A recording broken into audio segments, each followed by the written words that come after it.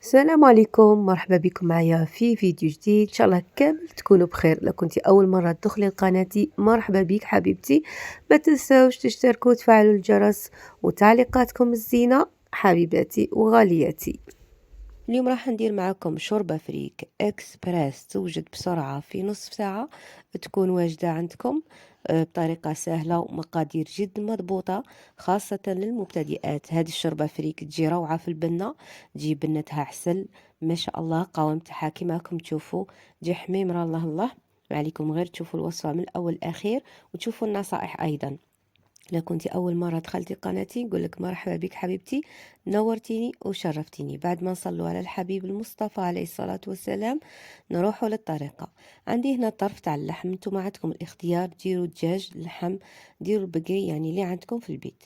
زيدوا عليه 3 مغارف كبار تاع الزيت، ونزيد عليه ملعقه كبيره تاع السمن او الزبده. هنا ندير بصلة كبيرة تكون مليح مفرومة مليح، يعني تكون ناعمة. نحطها على اللحم والزبدة تاعي ولا السمن والزيت، ونبدا نقلي في اللحم تاعي.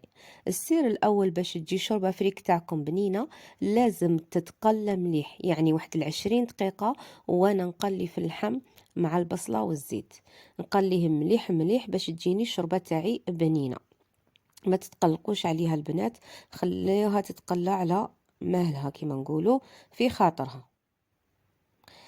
هنا راح نزيد الملح، زيدوا كمية الملح حسب الرغبة. هذه الكمية جاتني بنينة الشوربة تاعي، وقلت لكم راح نعطيها لكم مقادير مضبوطة، يعني ديروا نصف ملعقة ملح كبيرة ماشي معمرة بزاف، ونجيب 2 فصوص تاع ثوم ربيهم تاني في رقيق كما راكم تشوفوا معايا. حطيت لكم في القناة وصفة الحريرة الوهرانية تاني تجي بزاف بنينة البنات، اللي ما شافتهاش تروح تشوفها وتجربها وتقول لي في التعليقات، لانه تخرج بزاف بنينة كما حطيت لكم العقدة تاع الحريرة. هنا راح نزيد 2 حبات طماطم، طماطم يعني مرحية. انا كانت عندي في المجمد درت هذا الكاس. هنا راح ندير توابل، عندي كيوري خاص مصالة، هذا خاص بالمراقي، وعندي فلفل اسود، وعندي بابريكا اللي هي الفلفل الاحمر، وعندي ايضا القزبر. واذا كان عندكم توابل الشوربه تقدروا تستعملوا توابل الشوربه بدل كيوري مصالة.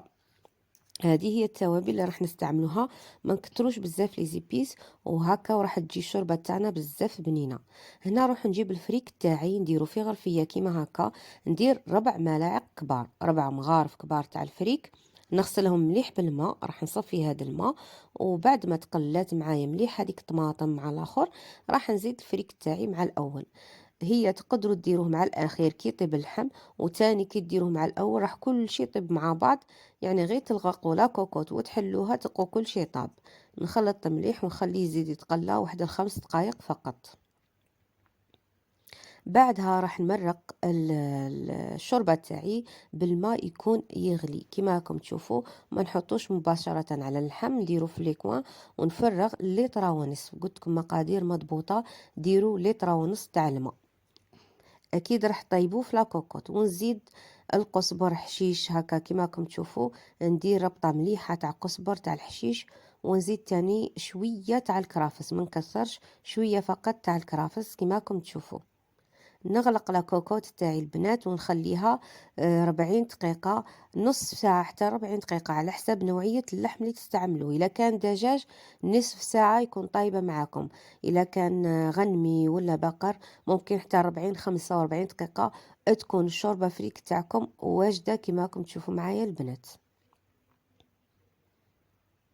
نغلق عليها ونحسب لها الوقت ونشوف، ونقى الشوربة تاعي تكون وجدت بعد مرور 40 دقيقة. نزيد لها القرن تاع الحار اللي هي الفلفل الحار، ونخليها تغلي 2 دقائق فقط، 2 دقائق 3 تكون واجدة معايا الشوربة بهذه الطريقة. هنا كانت طابت وكنت طفيت عليها البنات، وزدت درت لها غير شوية رشة تاع القزبر. فوالا شوربة فريك تاعنا راهي واجدة كيما راكم تشوفوا على الطاولة تاعنا الرمضانية. خرجت بزاف شابة سوا لا كولور سوا القوام تاعها. شوفوا ماهي خفيفة ماهي ثقيلة، جات يعني متوسطة لأنه المقادير جد مضبوطة. قلت لكم البنات تبعوا فقط الطريقة والمقادير، وإلا جربتيها أول مرة راح تخرج لك بزاف شابة وبزاف بنينة. إن شاء الله شهيتكم في الجنة يا ربي، تقبل منا صيامنا وقيامنا. نقول لكم البنات جربوا هاد الوصفة، واللي جربتها تجي تقول لي في التعليقات. هكا نكونوا وصلنا لنهاية لا فيديو تاع نهار اليوم. ما تنساوش الشيرات ابوني وتفعيل الجرس وتعليقاتكم الشابة من باب التشجيع فضلا وليس امرا. الى فيديو اخر، دمتم في رعاية الله وحفظه، والسلام عليكم حبيباتي، سلام.